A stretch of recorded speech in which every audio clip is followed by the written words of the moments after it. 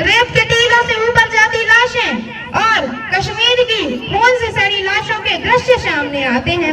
उस पर से हमारे प्रतिपक्षी महोदय का कहना ये है कि हमारे भारत से आतंकवाद और उग्रवाद को समाप्त कर दिया गया है। महोदय, अब तो हमारा तिरंगा झंडा भी हमसे पूछने लगा है कि क्या बात है भारत, आजकल मैं फहराने से ज्यादा कफन में दफनाने की क्यों काम आता हूँ। महोदय, हृदय तो उस दिन फट गया जब एक बूढ़ी माँ अपने बेटे के चित्रों को देखकर बोली कि साहब, आप तो भर्ती में 1 इंच भी कम नहीं देते, मैं आधा शरीर कैसे ले लूं। महोदय, इन मानवाधिकारों के कारण इन आतंकियों के बंगलों की नागफनी हंसती है और हमारे शहीद हुए जवानों के घर की तुलसी रोती है। महोदय, जब एक विधवा की चेतना हमसे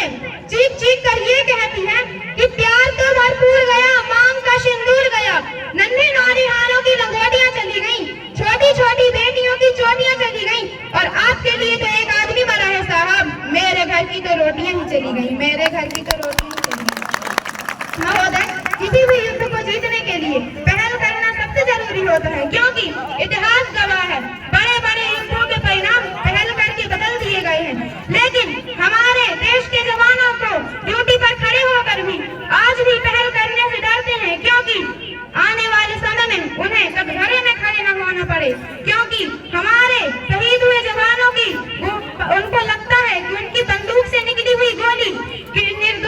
दोषी को लगे या ना लगे, लेकिन निर्दोष को नहीं लगनी चाहिए। यदि ऐसा हुआ तो ना तो ये हमें जमाना छोड़ेगा, ना तो तेल का तार बनाने वाली ये मीडिया हमें छोड़ेगी। महोदय, किसी भी वीर को जबरदस्ती युद्ध के तरह धकेलना ये कोई वीरता नहीं, आत्महत्या है, क्योंकि महोदय, फूल को श्रृंगार तो ये मुमकिन नहीं, एक वीर को झनकार तो ये मुमकिन नहीं, जो हाथ बांध दे सेना के, ऐसा मानवाधिकार का पालन संभव नहीं, ऐसा मानवाधिकार का पालन संभव नहीं। महोदय,